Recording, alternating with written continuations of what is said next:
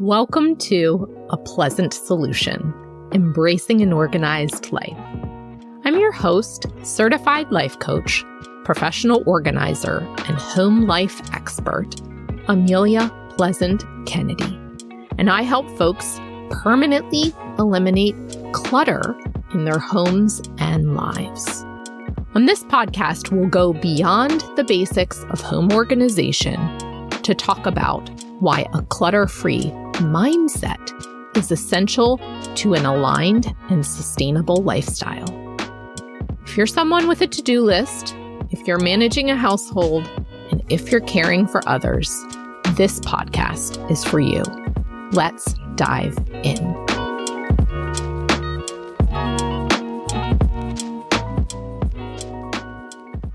Welcome to episode 14, When There's a Glitch in the Matrix.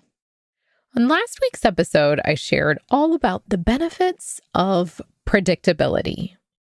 On this week's episode, we're going to take a step in the opposite direction because that's exactly what my life did this past week. It's almost as if talking about predictability led to a temporary bump in my daily routine. Y'all, I am more than aware of the irony. This podcast is subtitled Embracing an Organized Life, and as you know, it's about intentionally creating more alignment and sustainability in your life. My approach combines both practical organization strategies and clearing your mindset of the noise that distracts you from living in a bold way. I believe that by embracing an organized life, you're actually more prepared for the moments when life goes sideways. And for me, that looked like having a brief, unplanned weekend stay in the hospital. I know, right? So let's start with a fact. The one thing that is predictable is that life is occasionally unpredictable. There are disruptions of such magnitude that your emotional foundation is shaken, sometimes for a few days or sometimes for a few months. This is a glitch in your matrix. It's a season where things are not just off, but the disruption's occurrence is seemingly random. It's when life has been running in a predictable fashion. Then you find yourself asking, what the F is happening right now? It's any moment in time where you find yourself both wanting to use the question mark and the exclamation mark. You may be confused, stunned, scared, shocked, or laughing while crying based on the absurdity of the situation. Or you may be unable to identify any one distinct feeling because several feelings happen to be running together. This is the glitch. So, on today's episode, I'll share how I grounded myself during this most recent glitch and offer a few tools that will help you care for yourself the next time life gets topsy-turvy. Again, embracing an organized life means having easy to call upon techniques to help navigate disruptions. It's not about achieving 100% control over your space and life. That's a fallacy that will cause unnecessary suffering. But about intentionally making decisions about how you want to treat yourself and your home day in and day out. All right. So to set the scene, I want to mention that my family is currently on its second round of long-distance parenting and marriage. My son is an elite athlete, and for the last 2 years, he's been living and training in Florida. Our main household is in Detroit. One parent is always in either location, and this split household and marriage arrangement allows everyone in our family to get exactly what they need. I've been the primary parent in Florida this school year, and that's why when I had unexplained abdominal pain in my right side all last week, getting healthcare was not straightforward. Even with great health insurance, being out of network and away from my primary care doctor brought its own challenges. Health scares are a classic glitch in the matrix. They're laden with lots of the unknown and require atypical decisions to be made. You're eager to get tests, to get results, and to have conversations that lead to concrete answers. If you've ever had a kid break a bone or chip a tooth, you know exactly what I mean. The world seems to stop. Lots of phone calls need to be made. There's rescheduling of work and postponing activities, and lots of feelings. Car accidents are another example. Our feelings stem from how we're thinking about what's happening at any moment.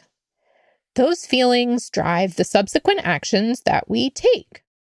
When your feelings are erratic because you're thinking things are out of control, remember back to those feelings I offered earlier: confused, stunned, scared, shocked. Your primal brain is most likely in charge. For me, that looked like doubling over with an onset of abdominal pain after having run 3 miles earlier that morning. My primal brain said, "Something is wrong, go to urgent care." It's naturally difficult to get your prefrontal cortex online in those first few moments. Therefore, the first strategy I want to offer you is that you slow down to a snail's pace when things are seemingly out of control. I want to also offer that you know yourself best, so if none of what I'm about to offer resonates, that's totally okay too. After you secured your physical safety, aim to slow down. Trust me, I know that it's hard, but it's the absolute best thing you can do. Take deep breaths. Focus on the present. Focus on what's directly in front of you. Your brain will want to catastrophize, plan logistics, jump way into solving for all the potential outcomes of the future. Yet it's a challenge to ask solid questions and seek solid answers when you're anywhere but in the here and now. The first question you'll want to ask is, what makes sense for me right now? Again, that's what makes sense for me right now. Even if the glitch involves the broken bone of a loved one, for example, bring your focus back inward. Seeking answers for what makes sense for you will ensure that you make the very best decision for the other person in pain. When there's a glitch in the matrix, focusing inward on your thoughts, your feelings, guarantees that you remain in control of the one thing that you can control: you. As you regain control of yourself, you then can provide supportive and helpful guidance for what's next. Even if that what makes sense is delegating decision-making to someone else. Even if what makes sense involves disappointing others. As I was struggling through the out-of-state healthcare network, I still had obligations within my business. Primarily, these were my weekly client sessions, which I adore, a public workshop, which I adore, and a guest teaching coaching opportunity in a colleague's group program, which I was super excited for. I also had my son's care to be mindful of. I woke up each day hoping the abdominal pain would change or subside. As the days passed, I also asked myself, what makes sense for me right now?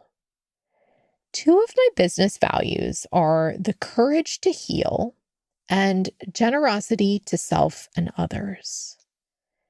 To be an example of these values, I needed to make powerful decisions for what served my clients best.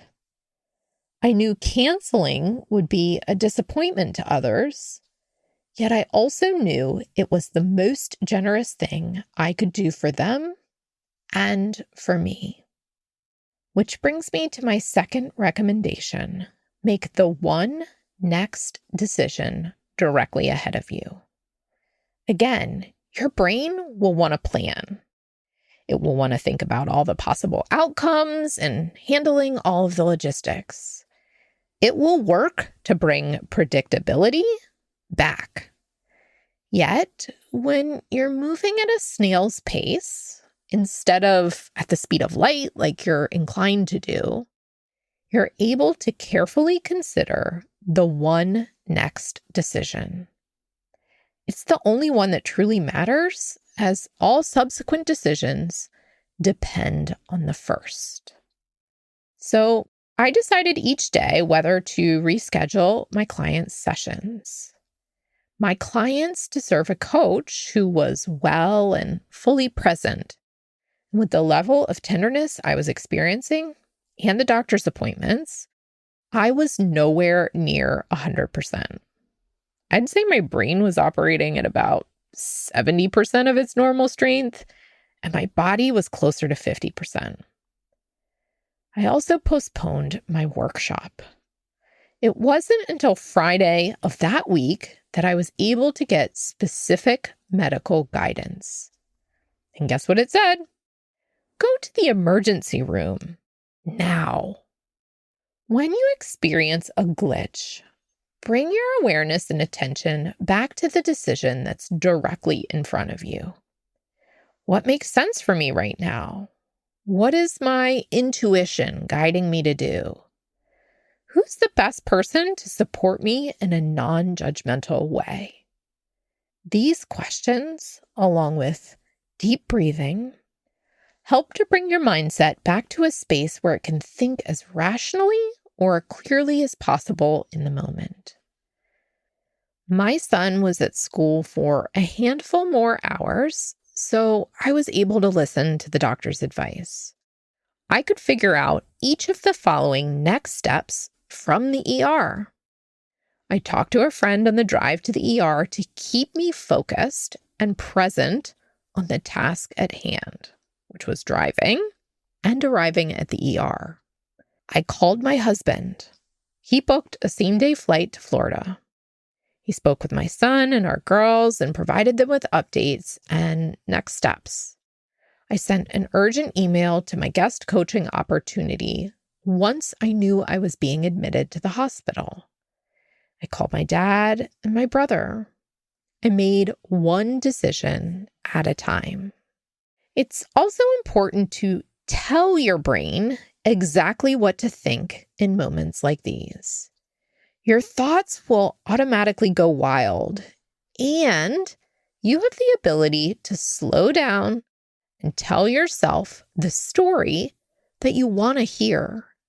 You can talk to yourself. You can organize your mindset by reminding yourself that you're more organized than you think. Because it's true. You get to decide in your own mind what the truth of the moment is.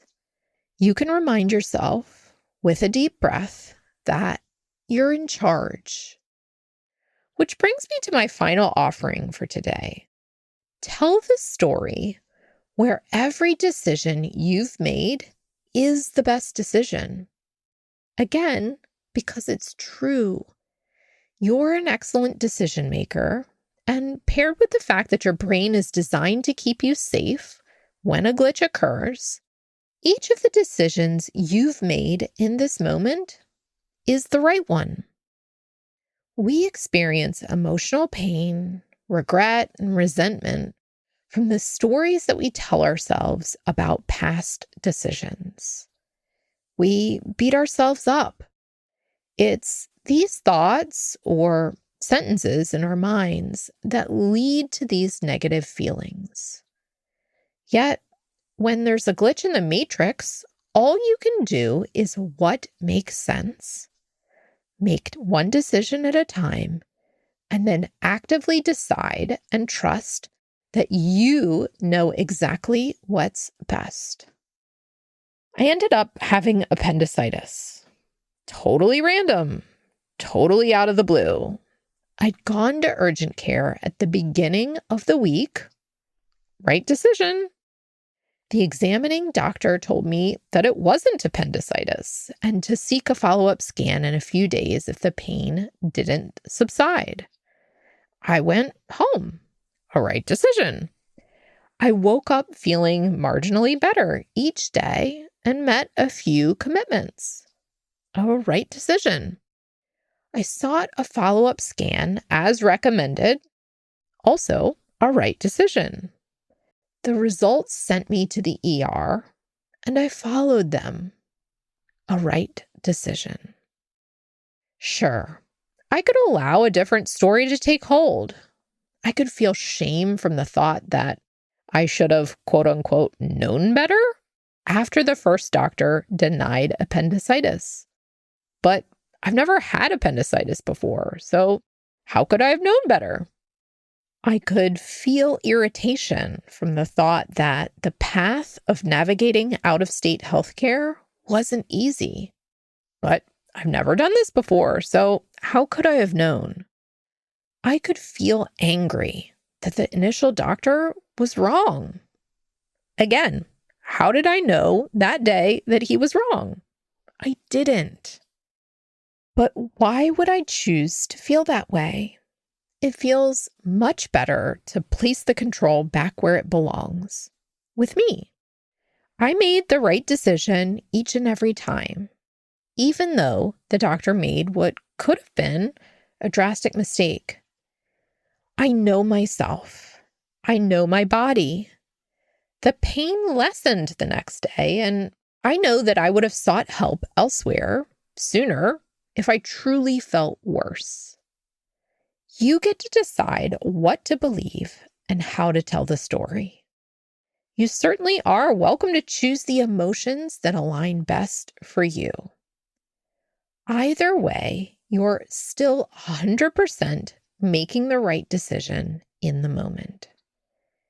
Glitches will happen, and predictability will return. When you take time to steadily organize your life and mindset, when things are stable, you're in a better place to trust yourself when disruptions occur. All will be well once again. Talk to y'all soon. Hey y'all, my monthly Second Fridays workshop series is here. Join me on the second Friday of every month in 2023 for a practical, no frills, come as you are hour of teaching and coaching. I'll show you exactly how I handle one area of home organization. Then the floor will be open for questions and coaching.